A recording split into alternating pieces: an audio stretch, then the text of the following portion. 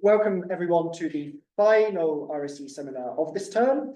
We've got Mozhgan Kabiri from NVIDIA, who's going to be talking to us a little bit about GPU performance tools from those systems. So if you could join me in welcoming Mozhgan, and I'll pass over to you. So hello again, my name is Mozhgan Kabiri chimeh. I'm a DevRel, Developer Relations Manager at NVIDIA. So what I do is I help with the AI software adoption. I do interact with a lot of developers, do a lot of engagement activities, works with the startups and companies. I like to hear about what developers do, learn more about their pain points and how we can help them take their applications, the tool software to the next level and accelerate it further. Before being a DevRel, I actually did 3 blog posts with my colleague Paul Graham on debugging tools, which I'll actually share the link to them, so you can also have a look at it. Throughout the presentations, I have a lot of links here and there. The content today is a little bit heavy on what I'm going to talk about, but the good thing is this is recorded, so you can always come back to it and go through it. I will also share the link to the slides so you can have a look at all the information that are in there at your own time. All right, so as the title suggests, from bottlenecks to breakthroughs, understanding GPU performance with NVIDIA profiling and debugging tools. So the idea is whenever we want to, either we want to port the application to the GPU or it's already on the GPU and we want to accelerate it further. And there's like a workflow to get that done, which is in order to make the most out of the GPU. The idea is go through some of these steps, do some optimization, do some profiling, do some debugging, and see what are the performance limiters, and try to get to the bottom of it. And then we try to apply the changes that we want to fix those limiters, and then we redo the profiling step. So it's like rinse and repeat. So today we are going to look at some of these tools together, which is going to be about Nsight systems, Nsight compute, and I have some slides on the debugging tools as well. So in general, I'm going to talk about some of the features that are available within these tools that you can use. And as I said, there will be links to the exact documentations for any of these, so you can basically dig deeper at some point if you're interested in learning more about those. One other thing is we might not have time for questions. We might have, but still, if anyone wanted to have a chat about their applications or do some brainstorming at what they're doing at the moment, please feel free to reach out to me. I'll share my email address as well, so Jack can actually share it with you guys. And please reach out and let me know if you have any questions. All right.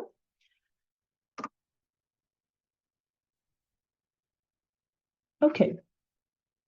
So let's start with the first slide. So this actually gives an overview of the developer tool ecosystem, starting from debuggers, profilers, and correctness checkers. So as an example of the debuggers, some of you might have experience with CUDA GDB, which what we do is we step through debugging. We can just put some breakpoints throughout the code and learn more about some of the issues that are within the code. For example, get the information about values of some of the variables. Then we have the profilers, namely we have Nsight systems and Nsight compute, which we're going to actually have a look at these two today. Nsight systems is very useful to give you a system-wide performance and bottleneck. It's gonna detect all of those bottlenecks that the application has, and it's gonna give you a system-wide performance, meaning that you can get a bigger view of all of the issues happening. And then you're going to focus on the kernels that are the main problem. For that, we're going to use Nsight compute. So we can do kernel optimization. So we get all of that information by profiling those specific kernels with Nsight compute. And then we have the correctness checkers. And here you can see compute sanitizer is just some code, the screenshot of like using the compute sanitizer for some application. So with that, we can detect errors, which I'm going to show in the next slide how, like an example of how this is done. So let's start with the IDEs and debuggers, because performance optimization without correctness is really meaningless.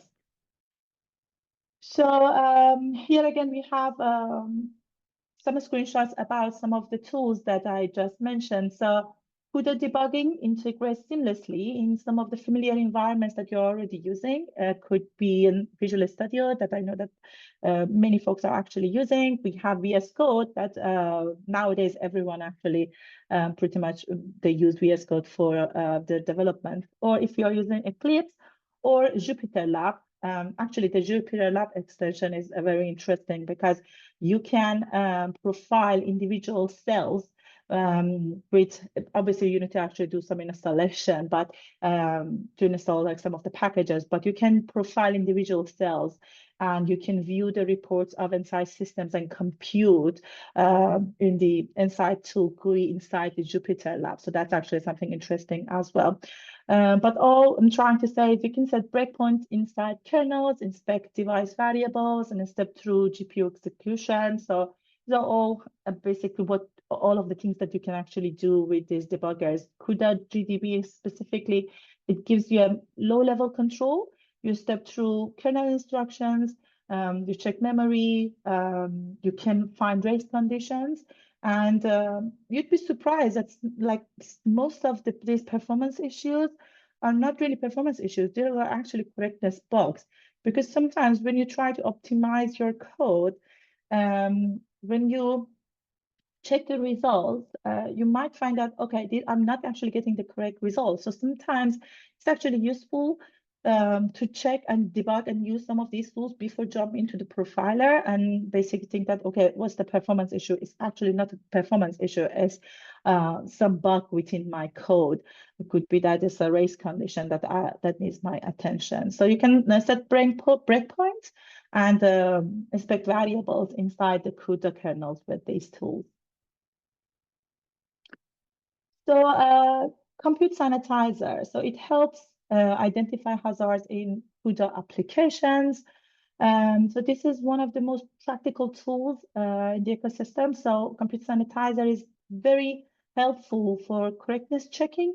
It catches common source of like silence performance degradation, and it detects race conditions, uninitialized memory, out of bound accesses, misaligned global memory rights, issues that often manifest itself as mysterious like kernel slowdowns or like invalid results. So it's very useful to use that tool as well.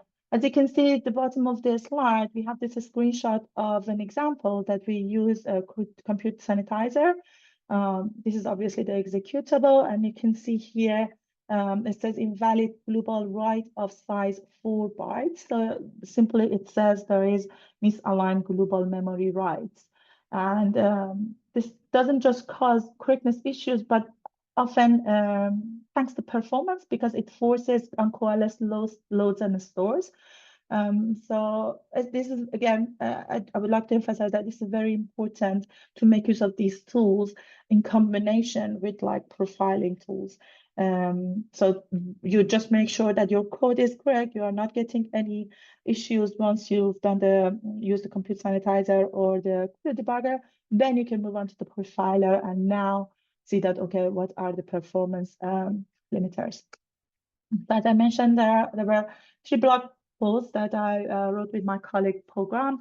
So these are the links to those blog posts. It's like a series of blog posts on efficient CUDA debugging. Feel free to have a look. We actually use some examples and to show like what were the issues and how we basically fixed them using compute sanitizer. So these are pretty helpful to look at. So now let's look at NVTX. Some of you might already be familiar with it. It's an annotation layer that binds your code to the profiling tools. So it stands for NVIDIA Tools Extension. So as I said, you annotate your application source code it helps to visualize execution with debugging, tracing, and profiling tools. In other words, what you can do is you're kind of like doing you're instrumenting your code. So what you do is you wrap the NVTX markers around the places in your code. And if you're still using C and C++, obviously all you need to do is to include this header file.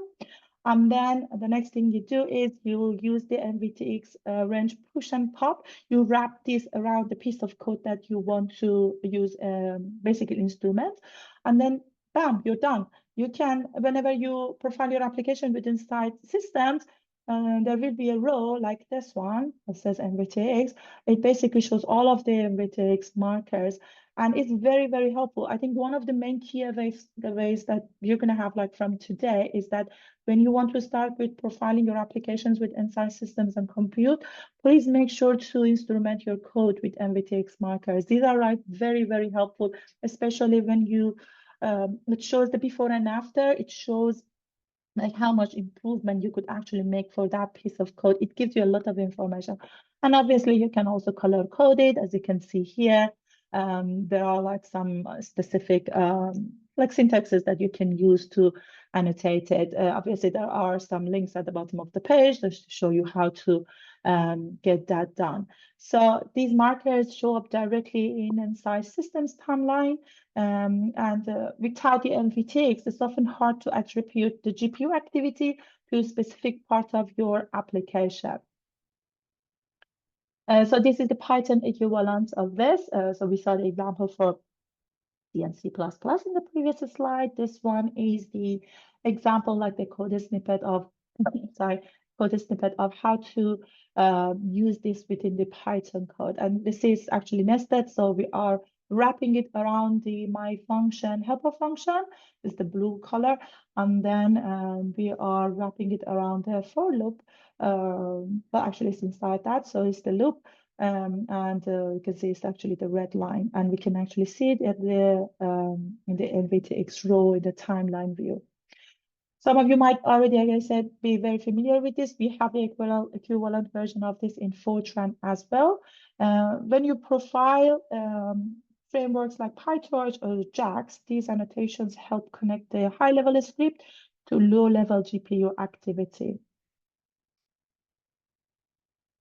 So now let's move on to the performance profiling.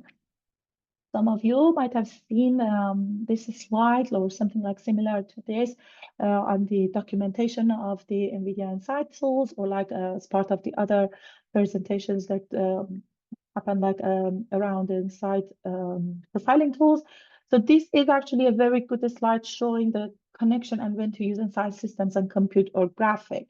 So when you want to do profiling, you start with Nsight systems. Is basically this is the Nsight product family. So you start with the Nsight system. It's a top-down analysis. What it does, it basically is it gives you that system-wide view. You can find most of the issues, like the overall performance issues that happen with the application. You can see all of the data movement, all of the GPU activities, anything related to network, anything related to the, like if the CPU is idle, libraries, APIs. So it gives you a system level view.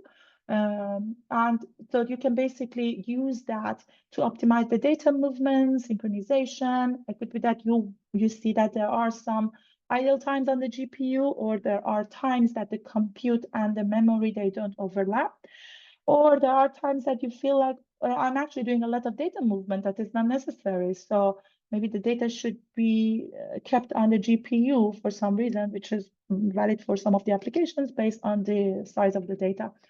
So then in that case, this is actually very helpful to give you that system-wide or system-level view to see all the issues in one place.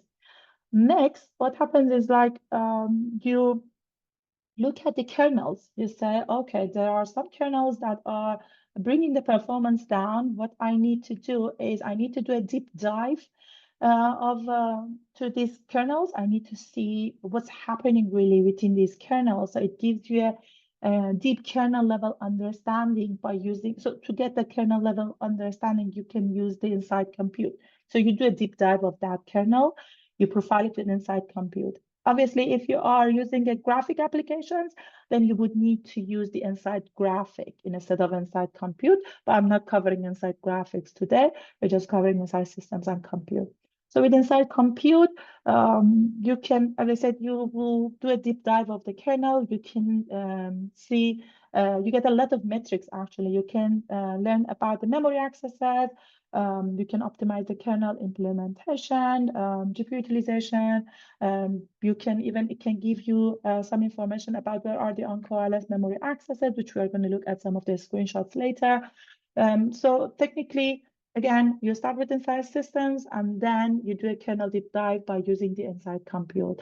Again, as a reminder, if you are using graphic application, then obviously you would need to use Nsight graphics instead of compute. All right, so let's start with the Nsight systems as the first step. So this slide kind of summarizes the features that Nsight systems have. As I said, you do a system-wide, you get a system-wide view of like all of the issues that are happening and things that are going on with the application. And then one thing you can do this with the command line, or you can just use it as a standalone, by the way. Some of the questions that you can answer by using the system Nsight system is like, where are the CPUs stalling? Where the GPU is idle? Or are the kernels too small? Do I need to merge the kernels and make it bigger? Because if you have too many small kernels, that might be problematic. Are the memory transfers serialized? Where do I need to overlap the compute and the memory movement? So these are some of the things that you can actually find out by looking at the timeline view of the timeline view, which is like the report you get from the Nsight systems. As I said, you can use it in through a command line, or you can just use it as a standalone. You can get like some other information as well. You can get some information about the other libraries that you use, the tracing of the communication libraries. If you're using Nickel enrichment, you get a specific row giving the information about these libraries as well. You can also get information about the network bandwidth. So you can get like, there's a specific rules about NIC, and it depends on what you exactly want to use those information for. It could be that like some of you might not be using all of these features, but it's just good to know that these are some of the things that are available that I can use.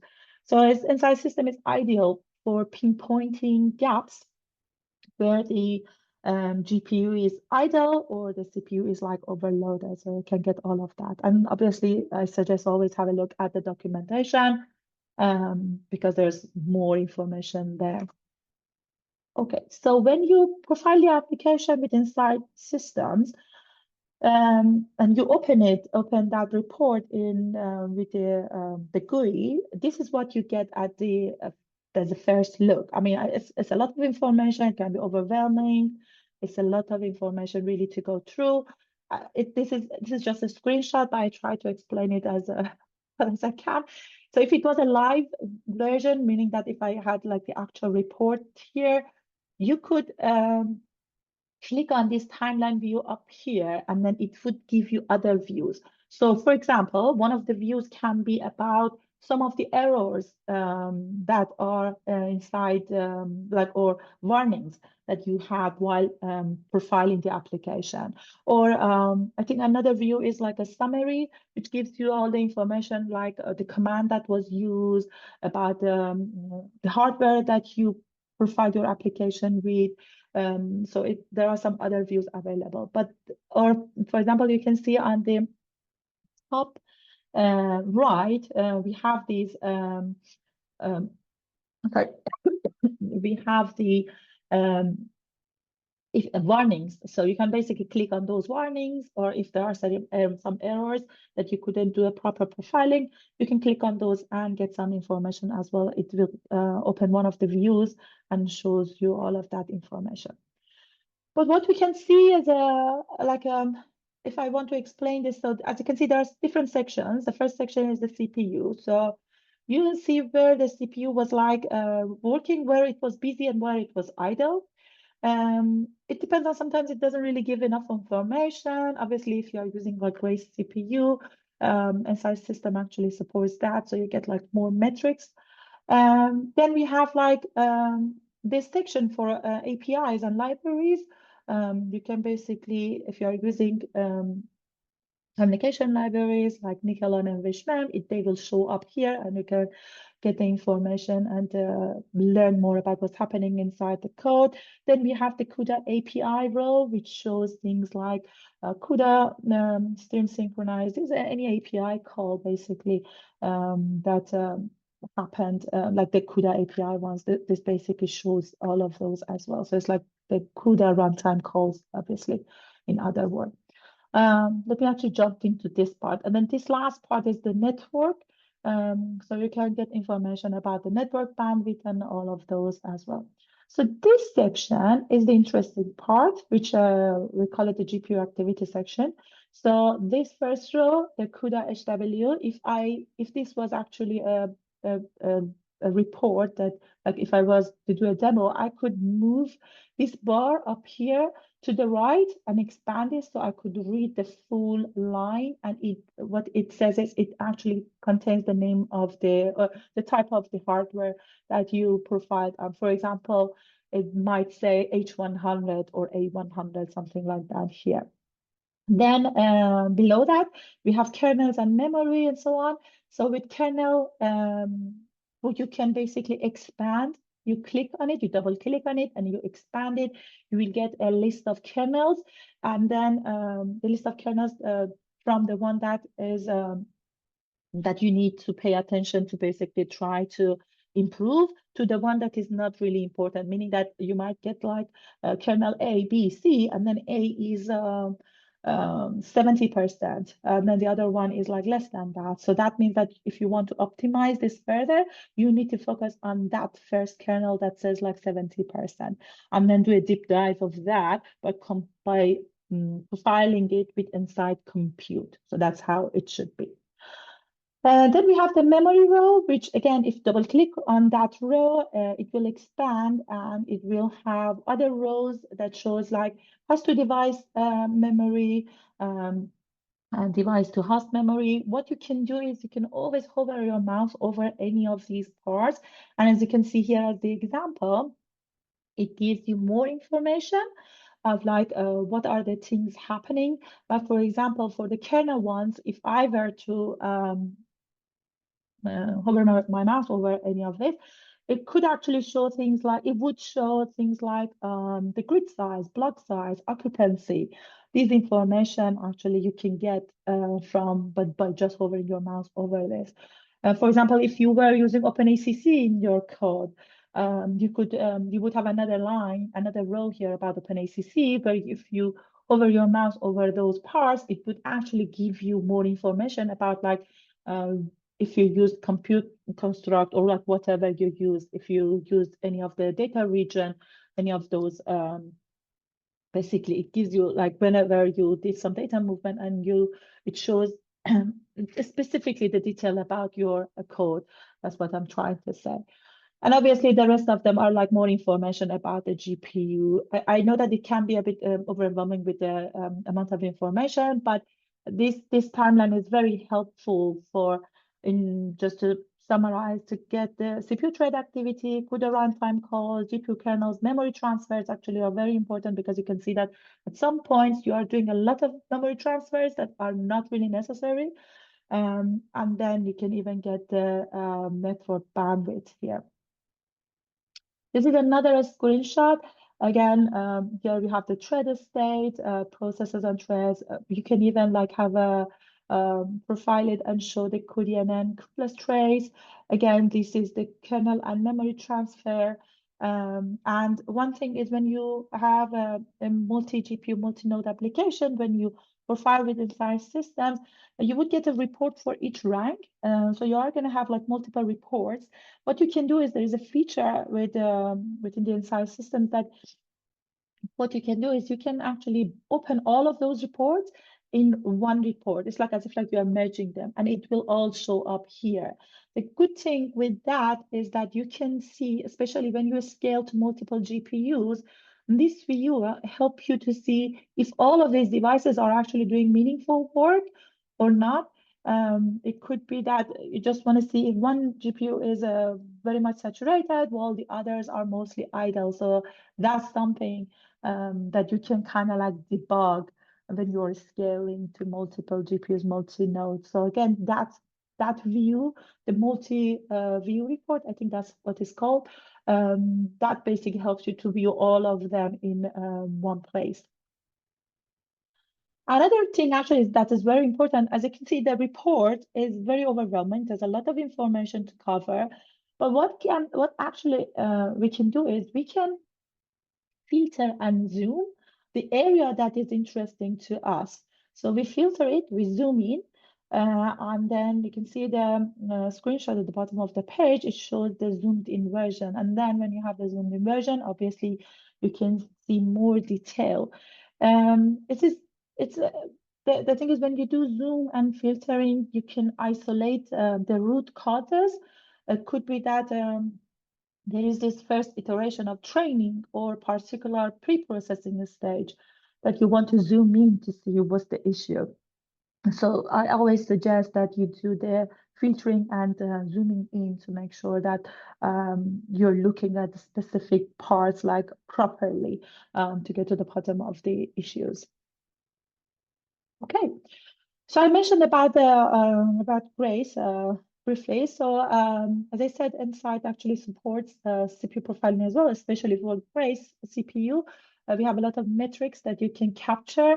So you can profile the CPU metrics like cache misses, coherency traffic, chip-to-chip transfers, and correlate them with the GPU phases. That's very important for like hybrid workloads where you have like a CPU GPU like imbalance thing, and that actually matters. So you can basically collect all of these metrics. And of course, you can look at the data movements, and you can basically find that like you can correlate data to see, for example, where we have the issue with the data movement, what happened in the other rows. So you can click on it, it will highlight the parts in other rows on the timeline view, and you can inspect it further. Again, I suggest doing the filtering and zooming in to get more information. So top-down methodology analysis recipe. So this analysis recipe helps determine whether you are front-end bound or back-end bound on the CPU. So what that means exactly is that the front-end bound, obviously it means scheduling bound, and then the back-end bound is like that, like hardware units, like math operations. But like even I don't have to explain this, because the good thing here is that if you look for each of these metrics, there is a description here. So with Nsight systems and even like Nsight compute, you get the description of these things. Sometimes you can just hover your mouse over each part and then it will explain what this metric is about, and you can learn more about it. So then you can have, you click on the front end bound, which means that it's scheduling bound, and then you get a more detailed breakdown. It might be that it is not something that you would need now to do, but these are some like stats that you can basically use later if needed. So the other thing is Nsight systems can also sample Python call stacks. Some of you might have experience of using this. So you can see which Python lines are driving kernel launches or causing overhead. So it's very helpful for machine learning or like scientific Python workloads. So it's kind of like a very practical way to find the exact Python line that launched a slow kernel. So as you can see here, we have like sampling points per Python thread. Then we have this event view, which is at the bottom of the timeline view in the profiler. It displays the sampling points, and then here we have the backtrace of a single sampling point. I'm not going to go into detail of what it is for a specific application that was done, but these are actually very helpful to know, okay, when the kernel is slow, and then you want to know which Python line really launched it. So that's also helpful for that. So again, this feature reconstructs the full chain from Python to C++, the CUDA runtime, and device kernel. It really tells you exactly, as I said, which Python line launched each kernel. It's great for debugging inefficiencies in high-level frameworks. As you can see here, there's like more information on that. So Python JL tracing. So JL is global interpreter lock, which you can actually just enable it with when you're profiling with Nsight profile. You just use -t or --trace equal to Python GIL, and it just enables it, and you don't need to do any source code edits. So those who have experience, we all know that the Python global interpreter lock can serialize work across threads. And when we have the GIL trace enabled, you can see where Python is blocking your threads. And this view actually shows precisely where threads are waiting for the lock. So this is very useful when you're diagnosing why multi-threaded Python isn't scaling. I know that like some of the PyTorch or like JAX over like workloads underperform simply due to Python overhead. So this feature can expose those directly. And as I said, you don't need to really make any changes or like add this to the source code. So frameworks like Python, Rapid, Spark, CUDA, they already have built-in MVTX ranges. So this means that you get a high-level human-readable traces without modifying the code. So it's very useful, again, for anyone like training deep learning models. You can get like MVTX ranges for like autograd operations without changing the code. Which means that the timeline becomes a readable representation of model execution. So again, as I mentioned, one key takeaway for today is when you want to start with profiler tools, like with Nsight systems and compute trees, make sure to instrument your code with MVTX. These are like very useful. But obviously, if you are, like as I said, with like Rapids and PyTorch and Spark, these frameworks, they already have it built in, so you don't need to manually add it to the code. So you can enable the autograd level MVTX ranges with a single flag, as you can see here, and you don't need to modify the code. And this like decomposes the computation graph into forward and backward operations directly in the timeline. This is for those who is relevant to them. Obviously, it may not be relevant to the HPC codes. So before I jump into talking about JAX and XLA, for those who might not know what these are, so XLA stands for Accelerated Linear Algebra. So this is a compiler developed by Google that it optimizes and compiles numerical operations, especially like TensorFlow and JAX. So JAX is a high-level Python library for numerical computing and machine learning. It's built on top of XLA. And JAX developers often, I mean, those who have experience, I'm not sure how many of you have experienced this, but the JAX developers, they struggle with like, why my GPU is idle. So in JAX, you can separate the XLA compile and execute phases, and then distinguish CPU versus GPU times. So this actually helps identify launch bottlenecks or heavy just-in-time compilation phases. And I suggest for reading more about this, I suggest just have a look at this GitHub page. And it's just a markdown file, so just to learn more about it. This was actually an interesting one. I know that some people, I know that they started using it. So this one, this was actually released a while ago, but I saw some of it from others' reports. These recipes, they automate advanced analysis. So like communication bottlenecks, multi-GPU utilization, NVLink, and NIC throughput, MPI imbalance, slow nodes in distributed machine learning. So it's very useful when you're handling larger scale workloads. So these are like Nsight analysis recipes. These are like customizable predefined scripts to analyze multiple reports.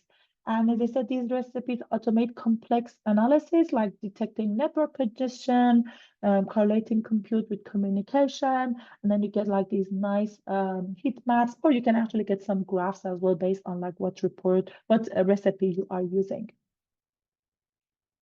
So again, this one I already mentioned in the earlier slides. It's about the profiling, Python profiling support and GIL trace. So the next few slides, I have a little bit more information about the use of command line and then also NVTX markers. But I'm going to kind of like go over them a bit quickly rather than just staying on the slide, each slides more. So it's going to be just like a deeper look at the NVTX features. So again, NVTX, NVIDIA Tools Extension, I already like covered this. So again, this is kind of like instrumenting your code. You add these ranges, you wrap your code with these NVTX range push and pop. You add the ranges around it, and then we can view them in the timeline view. It gives you all the information about like the timing and all that. This is actually very helpful, especially when you start with the CPU code. You get a better view of like how long it takes for each function, or like, because sometimes you have like nested functions, it actually gives you a better view of what's happening inside your code. And then when you do like optimizations, or even if the code is on the GPU and you want to do like further optimization, you can easily see the before and after and see how much improvement you've done to the code. So it's very helpful. So that was the example for C and C++, which we looked at it at the slide I showed previously. So this one is the example. This is just another example. This is equivalent for Python. And then we have this one for Fortran.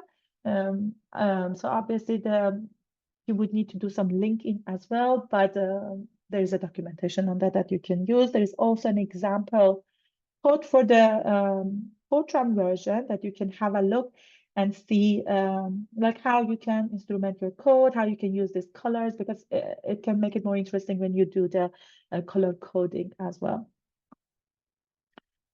And again, I added these slides just to make sure that I mentioned that, okay, we have some of the NVTX features, we have the Fortran binding, and we have the extended payloads, counters, and custom plugins.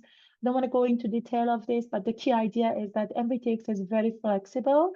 You can annotate pretty much anything, Python, C++, Fortran, and even attach the structured data to these markers if you want to build advanced tooling. Again, there is a link at the bottom of this slide that you can learn more about the plugins as well. Okay, so now let's look at the command line interface. So this basically sorry. So this is just some like a recipe, I would say, of like how to do the profiling session. So the basic profiling session, you can just do NSYS profile. This is all you need to do. If you want to run it interactively, obviously there will be other commands to use it. I suggest to do the NSYS-help. It gives you all of the commands with some little description of like what you can do. It shows all of the available options actually as part of how to do the profiling with NSYS. And then what you can do is you can use NSYS stats and then to collect the statistics and then export it to some other formats like JSON or text. This is useful for people who want to do like extra processing of the results later. And then you can do the analysis. And these are the recipes that I mentioned in the previous slides ago, a few slides ago, that you could get like heat map and like, or some plots. So this is the NSYS recipe. Obviously, we have it as part of the documentation for Nsight system. there's like a full page explaining how basically you can work with this and how to get it working. When we do the Ansys profile, you can trace different things. Some of them come with as a default. Some of them you have to basically add them, like use the -- trace to make sure that you can trace them. For example, you can trace OpenACC, OpenMP. You can basically add different ones, like for CUDA, for CUDA, then you add them these as an option to make sure that you can also trace them. By tracing, I mean, once you profile the application and you use these options, there will be a row as part of the timeline view that says NVTX, or it says nickel, or it says CUBLAS, something like that. Then you can also you can have the report written into a file. You just give it a name, and you can do force override. Obviously, I'm not going to go through the detail of this. These are just some of the options that are available, and you can learn more about it through the documentation, or just do the Ansys -- help. These are like other options that are available. I would say that just look at these slides as a reference material. There are more on the documentation. These are the command line power, I would say. So these are useful when you want to do profiling. So you can, it shows like how to trigger captures, filter by NVTX ranges, and control the data volume. So you can basically do that as well. So you can technically just profile very specific. Okay, let me take a step back. So for example, you instrumented the code, you wrap the NVTX markers around some function. What you can do is when you want to profile, you can just profile that range. So that is what I meant, that you can just use the capture ranges, so you can only profile that part. So that can be useful. And then we have the CPU counter sampling. These counters actually give you granular insight into the cache, DRAM, and PCIe, like chip to chip, and like SoC system and chip activity. These are very essential for like Grace and Tegra systems. Very helpful for diagnosing CPU side bottlenecks. So again, there are some links that you can have a look to learn more about this. And the multi-node profiling, that is actually important. And so with Ansys profile, with Nsight system, obviously you can profile multi-GPU, multi-node. Nsight systems integrate with the Slurm, MPI, DeepSpeed, and other launchers. So each rank, each MPI rank gets its own trace. So you can also collect NIC metrics per node, and it's important. Like it's actually useful for like HPC and distributed training debuggings. So what you can do here is like some example piece of like code snippet of like how you can use this. Obviously, you have to like set a location as a temporary directory location to make sure that you have sufficient space to store the temporary data. All of these are actually written in the documentation. And then, as I said, you can basically profile. It will create multiple reports. And as mentioned, with the Nsight systems, you have this multi-report view that you can have them all viewed in one place. So that's actually helpful. All right, so Nsight compute. I know that we only have a little bit of time left, but I try to go as quick as possible. I know that it's just a lot of materials I covered, but hopefully it will give you some ideas of like what you can do actually with these tools. So Nsight compute, as I said, you focus on that specific kernel that you feel it needs further optimization, and that's the bottleneck. And then you're going to isolate that kernel and profile it further with Nsight compute. You can use the Nsight compute in an interactive and non-interactive way. And so again, What you can do with Nsight Compute is some of the questions you might ask: why this kernel is slow? What hardware limit is it hitting? So these are like some of the questions that you can get answered by using the Nsight Compute. It does have there's a source tab that you can correlate the source code to the to SAS correlation, which SAS is kind of like close to assembly language. So this is those who basically want to go deeper to see what's really happening inside the code at that level. So you can basically make that happen. You can do that with Nsight Compute. Then you can have a roofline analysis. You have memory charts, tables. You have actually this baseline comparison, which is actually a nice feature, because sometimes when you optimize your application, you want to know after this optimization what changed. So what you can do is you can use the baseline feature on Nsight Compute and see the before and after. So what it can show is it shows you, oh, you achieve 50% more of improvement in something. Or for example, I don't know, I'm just coming up with some numbers.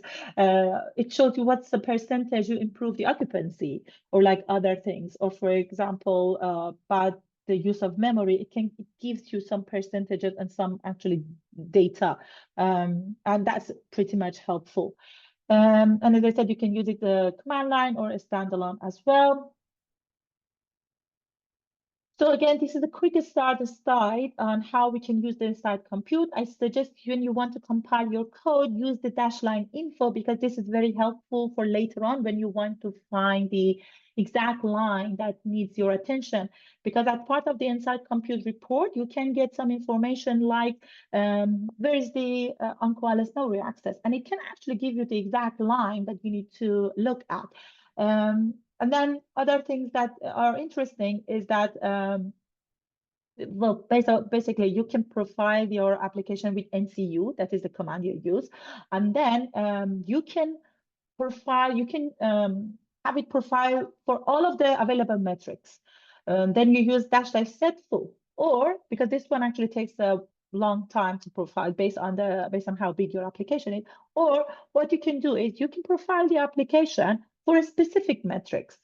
Then what you need to do is you say, okay, NCU -list-set, it gives you the list of available metrics and sections that you want. Maybe you only want to look at the roofline analysis. Maybe you only want to profile your application with Nsight Compute, but then you only want to look at the memory section. Then you only want that part of the report. Then obviously that would be faster as well, again, based on the size of the application. So rather than using the --set full, you can choose which section or which metrics specifically you want to look at. Then what's done? You can open the report inside the Nsight Compute by just doing file open and then open the file from the location that it's there, or you can just use NCU-import and then the name of the file. One thing actually I want to mention before moving on to the next slide is this line, this basically option, which is --import source. Yes. So this is very helpful because sometimes we profile the application on another system, like we are using on another cluster, we are profiling the application, and then we transfer the report to our own computer to view it locally. If you use import -source, what it does is it embeds the source code inside that. So then when you want to look at the source code correlation to SAS, then that would make it easy. Otherwise, when you open the report locally on your machine, you have to locate the source file somewhere that is on your machine. So that's why I would say that make sure to use this option for sure. Metric collections, I already mentioned this part, that we can basically use the specific sets and sections to profile rather than profiling the whole thing. The other thing that is interesting is this guided analysis. So this is very actually useful feature that Nsight Compute has. And what it can do is it looks at the kernel and it tells you what's the limiting performance, why it's happening, it gives information about estimated speed up and what you should do or try next. I mean, I will show you some examples in the next screenshot, but like whenever you look at the profiler, as I said, you get a lot of information, even like it guides you through what is the next step. Maybe in the next step, you should look at the memory section. So it gives you some of that information that are helpful. And then you can, and as I said, in the metrics collection, you can just choose individual metrics and sections and predefined sets to profile. Replay modes. So this is a technique for profiling expensive kernels. It replays the kernel multiple times under different instrumentation modes. So so replay mode helps reduce application modifications. So Nsight, it can rerun the kernel under controlled conditions to collect a specific metric set. So you get a full picture of performance without editing your application. So that's technically what it does. And again, I suggest you go and have a look at it so you can learn more about what it actually does. Workload filtering, this one is actually very handy. It is very helpful and useful for those who have an application with like hundreds of kernels. So then you don't want to profile your application for all of those kernels because it's going to take ages. What you can do is, I'm going to actually go through these examples one by one. So you can filter them by name, ID, and NVTX ranges, and it gives you a lot of control on like what you want to exactly profile with Nsight Compute. So here, what we have is we are using --kernel -name regex bar, which means that we only want to profile all the kernels that have a bar in the function name. So it could be a foo bar or it could be just bar. And then it ignores profiling the other ones. Or we can basically say that only profile only the second invocation of the kernel foo. So this is basically what it does. It only profiles foo. It skips the first one. It's not going to do the third one. It's just going to profile the second one. I mean, for some reason, maybe you just want to do that. Or maybe you just feel like, okay, the first one is for because of like the warm-up session and all that, you just want to make sure that you ignore the first invocation, but you're interested in the second one and the rest, but then you feel like the second and third and fourth one might be similar, so you only want to profile the second one. I mean, for different reasons, people might have different other reasons. And then this other one, it basically says that skip the first two workloads before matching foo or bar. So it means that we are using the launch skip before match 2, so we are ignoring these first two, but then we are using regex here. So if the function name has foo or bar, just profile those for us. So, and then we have like another one for NVTX ranges as well. These are actually very helpful as well, because sometimes it's very difficult to find the kernel names. This avoids drowning in thousands of kernel calls. So PM sampling. So sometimes the bottlenecks aren't static. So they appear only maybe at the start or the end of the kernel. So with the PM sampling, it shows or it can detect temporal parent patterns inside the kernel execution. It enables the time-based sampling across kernel execution. So it's great for spotting temporal bottlenecks, tail effects, divergence, and time-varying warp patterns. So it's very useful for advanced tuning of machine learning kernels or irregular compute. Again, this slide just shows that how we can use Nsight Compute because it supports MPI profiling, multi-rank jobs, and like other things. So I'm going to just skip this so you can have a look at it later. Again, you can treat NCU reports as like Python objects. So it's perfect for automated analysis or embedding profiling in like continuous integration pipelines. So say this is another example. I only have like a few more slides with some screenshots, which I'm going to cover quickly again. So when you open the report of the Nsight Compute, this is what you get. So as you can see, inside of each section, you get this cool description of like what this section is about. And then here I mentioned about the guided analysis. So you can see here it says that the workload is utilizing greater than 80% of the available compute. So it says at the end, it just suggests start analyzing L1 cache in memory workload analysis. So it's like the guided analysis that I mentioned. And then you click on this one, and then it takes you to the memory section, which is this one. And then we have this nice heat map here that shows like from the purple one, which is like cold, underutilized, to yellow, which is like highly utilized. This is what technically it means. If I want to quickly explain what this is it gives you information about bandwidth utilization, cache efficiency, shared memory usage. If the kernel is memory bound, this is where basically you can see this instantly. So these gray boxes, it means that they are not used. If they are green, like this global and shared, these are logical memories. If they are blue, these are physical units on the device. And as you can see here, the shared memory is orange color, which basically this means that we have the shared memory read and write were like mostly used. It's like it shows the high utilization. So I mentioned a lot about using that line info and also about the import source code option when you are profiling. It's just because I wanted you to look at this page of source to SAS correlation. So here, as you can see, what we see on the left side is the CUDA code, which you can click on each line, and then it shows the correlation of like the assembly languages. It's similar to assembly language. It shows the correlation to SAS on the left, on the right side.